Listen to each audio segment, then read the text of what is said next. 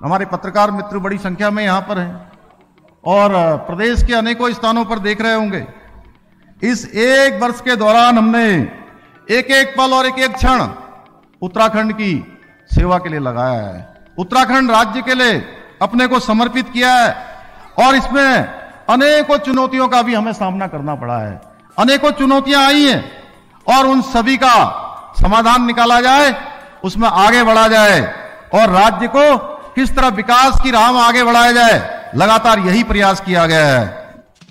भले ही मैं ये कह सकता हूं, आज अपने प्रदेशवासियों से मैं बहुत विनम्र प्रार्थना भी करना चाहता हूं कि ये भले ही जो हमारे मनोरथ हैं हम पूर्ण रूप से उसमें सफल न भी हुए हैं, लेकिन हमारा लक्ष्य स्पष्ट है, हमारी दिशा तय है कि हमको कहां जाना है।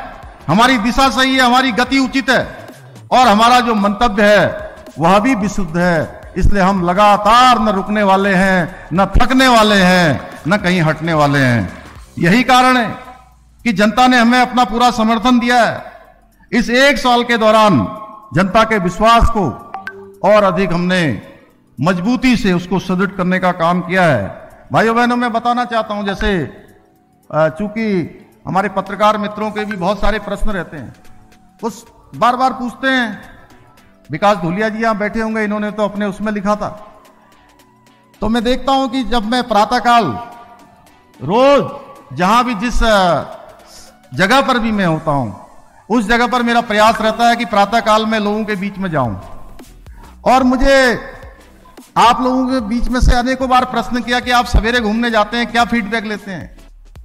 मैं बताना चाहता हूं कि मैं अनेकों स्थानों पर प्रातःकाल पहले से ही जाता था, लेकिन जब से आप लोगों की नजर पड़ गई तो वो ज्यादा उसमें आ गया कि अब ये रोज मुख्यमंत्री जी जाते हैं। मैं जाने का काम ये मेरा आज का नहीं है, मैं पहले से ही जाता रहा हूं, पहले से घूमता रहा हूं।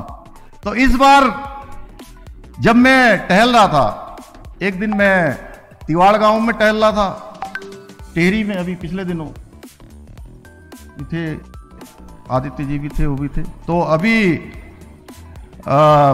वहां पर टहलते हुए और एक दिन चंपावत में एक बुजुर्ग मां के पास जब मैं पहुंचा, टहलते टहलते जहां पर स्टेट गेस्ट हाउस है उससे नीचे घूमते हुए जब मैं पहुंचा, और उनको ये एहसास ही नहीं हुआ कि मैं उनके पास पहुंच गया हूं। और पानी भर रही थी नल में से नीचे आकर। तो मैंने उनसे वहीं की भाषा में पूछा, कुमाऊनी भाषा में। मैंने कहा, क्या हाल है किशन, कैसा लग रहा है आपको। तो वो इतनी खुश हुई और उनके आंखों में जो मैंने और उनके चेहरे पर जो एक भाव देखा कि नहीं, आप जिस दिशा में काम कर रहे हो वो अच्छा कर रहे हो, आगे बढ़ो, मेरा आशीर्वाद है तुमको, आगे बढ़ो, खूब काम करो। तो मैं सच बताऊं तो मुझे लगता है कि जब भी मैं मुख्य सेवक के रूप में, मुख्यमंत्री के रूप में, हमारे मंत्रिमंडल में लगभग एक दो जनों को छोड़ दिया जाए तो सभी मुझसे ज्यादा अनुभवी हैं, सभी ज्यादा बड़े अनुभव वाले हैं। उसके बावजूद भी जब मैं उस दायित्व पर होता हूं तो मुझे हमेशा कोई फैसला लेते समय वो मां दिखाई देती है, वो बहन दिखाई देती है, वो भाई दिखाई देता है, जो हमारे अंत में समाज के अंतिम छोर में काम करता है। अंतिम छोर में उसको कौन सी आवश्यकताएं हैं, किन साधनों की आवश्यकता है, किन योजनाओं की आवश्यकता है, उसके उनके चेहरों को देखता हूं मैं और निर्णय लेने में आसानी होती है। पूरा फीडबैक मिलता है कि आखिर क्या चल रहा है, आखिर किस प्रकार की परेशानी हो रही है। भाइयों बहनों, हमारा जो संकल्प है वो विकल्प रहित संकल्प है और विकल्प रहित संकल्प के साथ माननीय प्रधानमंत्री जी की जो अपेक्षा है कि उत्तराखंड को देश का श्रेष्ठ राज्य बनाना है, उसके लिए हम पूर्ण रूप से संकल्पबद्ध हैं और हमने ये प्रयास किया है कि उत्तराखंड हिंदुस्तान के श्रेष्ठ राज्यों में शामिल हो। और माननीय प्रधानमंत्री जी ने जो बाबा केदार की पवित्र भूमि से कहा था कि 21वीं सदी का तीसरा दशक उत्तराखंड का दशक होगा। भाइयों बहनों, उस 21वीं सदी के तीसरे दशक को उत्तराखंड का दशक बनाने के लिए हमने अगले 10 सालों का जो रोड मैप है वह भी आगे बढ़ाने का काम किया है। और किसी भी सरकार के लिए, जैसा अभी सुबोध जी कह रहे थे कि 1 साल का कालखंड मूल्यांकन के लिए बहुत कम होता है, बहुत कम समय होता है, फिर भी मैं पूरे विश्वास के साथ कह सकता हूं कि 1 वर्ष में उत्तराखंड के नए संकल्प के साथ हमने कई पहल करने का भी काम शुरू किया है। अनेकों नए प्रयासों को भी प्रारंभ किया है। इसको व्यापक रूप देने के लिए, धरातल पर उतारने के लिए मसूरी में हमने चिंतन शिविर आयोजित किया था 3 दिन का। उसमें व्यापक रूप से चर्चा हुई थी, एक खाका तैयार किया गया है, उसमें तेजी से काम हो रहा है। इस 1 साल के दौरान हमने जनता से किए गए अनेकों जो हमारे वायदे हैं, उन वायदों को भी धरातल पर उतारने का काम किया है या फिर उनको निर्णायक स्तर पर ले जाने का काम हुआ है। अंत्योदय परिवारों को 3 गैस के सिलेंडर देने का मामला हो, हमारा यह संकल्प था और हमने उसको धरातल पर उतारा। 2022-23 में भी हमने उसके लिए धनराशि का प्रावधान किया था और निरंतरता से 3 सिलेंडर 1,76,000 परिवारों तक पहुंचाने का काम किया। और इस वर्ष के लिए भी 23 और 24 के लिए भी हमने अपने सामान्य बजट में वो धनराशि का प्रावधान कर दिया है और गरीब परिवारों को 1,76,000 से जो आगे भी बढ़ जाएंगे उन सभी को हम ये 3 सिलेंडर देने का काम करेंगे। मातृशक्ति को, चूंकि लंबे समय से मांग थी मातृशक्ति को क्षैतिज आरक्षण मिलना चाहिए, बीच में माननीय न्यायालय में मामला चला गया और माननीय न्यायालय ने उसको रोक दिया था। हम उच्चतम न्यायालय में गए, उच्चतम न्यायालय ने हमारे हक में फैसला किया, लेकिन उसके बावजूद भी हमने तय किया कि हम विधेयक के रूप में इसको लाएंगे। 30% का क्षैतिज आरक्षण यहां पर सुनिश्चित हो गया है। इसके साथ साथ समान नागरिक संहिता जो हमारा संकल्प था, उत्तराखंड के आम चुनाव से पहले देवभूमि उत्तराखंड की जनता के सामने हमने ये संकल्प प्रस्तुत किया था कि नई सरकार के गठन होते ही हम उत्तराखंड के अंदर, कोई किसी जाति का होगा, किसी धर्म का होगा, किसी पंथ का होगा, किसी समुदाय का होगा, सबके लिए हम उत्तराखंड के अंदर समान नागरिक संहिता यानी कि एक समान कानून को लागू करेंगे। उस पर हम तेजी से काम कर रहे हैं। कमेटी काफी आगे बढ़ गई है, ड्राफ्ट तैयार हो रहा है। ड्राफ्ट के तैयार होते ही उत्तराखंड के अंदर हम इसको लागू करेंगे।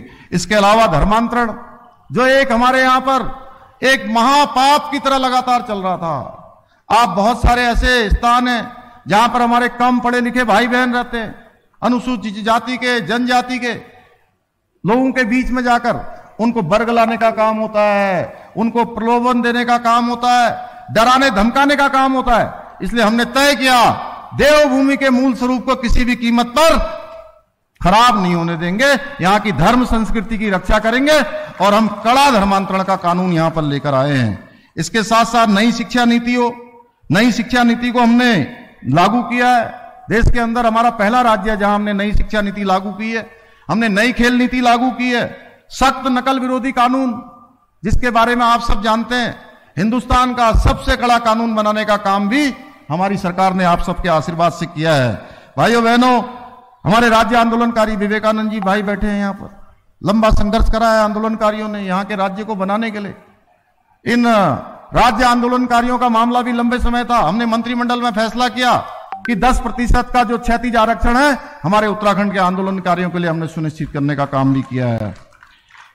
ऐसे सभी कठिन परंतु राज्य के लिए आवश्यक सभी कार्यों को एक कम समय में, 1 वर्ष में हमने आगे बढ़ाने का काम किया है।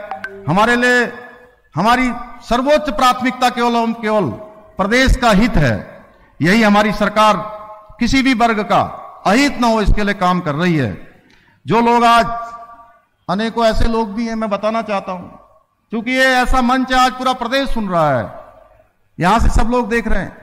भाइयों बहनों, ऐसे बहुत सारे लोग हैं जिनकी जमीन पैरों के नीचे नहीं है, जमीन गायब हो गई है, लेकिन वो हमारे नौजवानों को, युवाओं को, छात्रों को, छात्राओं को, उनके भविष्य के साथ खिलवाड़ कर रहे हैं। उनको राजनीति के, अपनी राजनीति के लिए उनको आगे करने का काम कर रहे हैं। उनके कंधों पर बंदूक रखकर टाइगर दबाने का काम कर रहे हैं। ऐसे लोगों के दिन अब लग चुके हैं। मैं बताना चाहता हूं, ऐसे लोगों के दिन चले गए हैं और ऐसे लोग, अब मैं उनको चेताना भी चाहता हूं आज कि ऐसे लोग अब बचने वाले नहीं हैं। और हमने जो सख्त नकल विरोधी कानून है वो किसी को छोड़ने वाला नहीं है। छोटी मोटी अफवाहों से कुछ प्रभाव भी नहीं होने वाला है। सच्चाई छुप भी नहीं सकती है ज्यादा दिनों तक लोगों को बरगलाया भी नहीं जा सकता है। हमने भारत के इस सबसे बड़े नकल विरोधी कानून के द्वारा प्रयास किया है कि जितनी भी परीक्षाएं हों वो पारदर्शिता के आधार पर हों, वो नकल विहीन हो पूरी तरह से। ऐसे छात्र, ऐसे छात्राएं, ऐसे हमारे भाई बहन जिनके अंदर योग्यता है, जिनके अंदर प्रतिभा है, जिनके अंदर क्षमता है, उनका ही सिलेक्शन हो, उन्हीं को आगे बढ़ने का मौका मिले। भाइयों बहनों, अभी तक धांधली करने वाले हमने 80 से भी अधिक लोगों को जेल की सलाखों के पीछे भेजने का काम किया है। मैं राज्य के एक एक भ्रष्टाचारी को बताना चाहता हूं कि यह हमारी सरकार है, यह उत्तराखंड की हामी से बनी हुई सरकार है।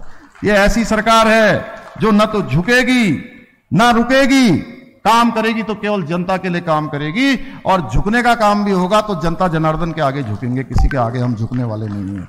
मैं बहुत विनम्र होकर कहना चाहता हूं साथियों, भाइयों बहनों, हमने जो लक्ष्य तय किए हैं, हमें उन लक्ष्यों को समयबद्ध तरीके से प्राप्ति को सुनिश्चित करना है।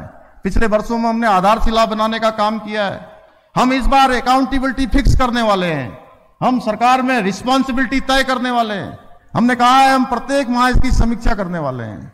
जिम्मेदारी से, योजनाबद्ध तरीके से हम आगे बढ़ने का काम करेंगे। 1 साल हमारा बीत चुका है, हमें अपने कामों को और तेज करना है, अपनी गति को बढ़ाना है, और जो कुछ भी ठाना है उसको पूर्ण करके दिखाना है।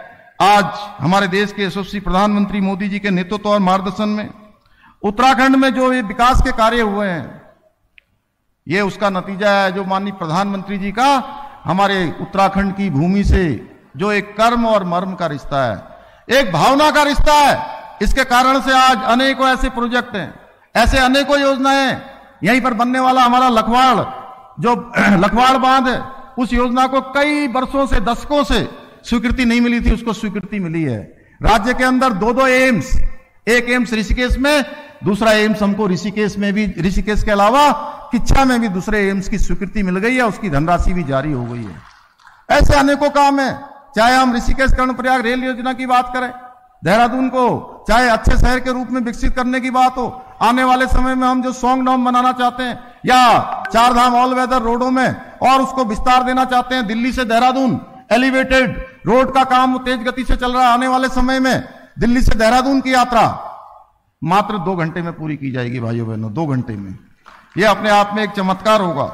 ऐसे अनेकों कार्य, अगर मैं उनके पास विस्तार से जाऊंगा तो मेरे पास ये इतनी बड़ी उपलब्धियों की बात है, मैं 1-2 घंटे नहीं कई घंटों तक भी बोलूंगा तो ये पूरा नहीं होगा।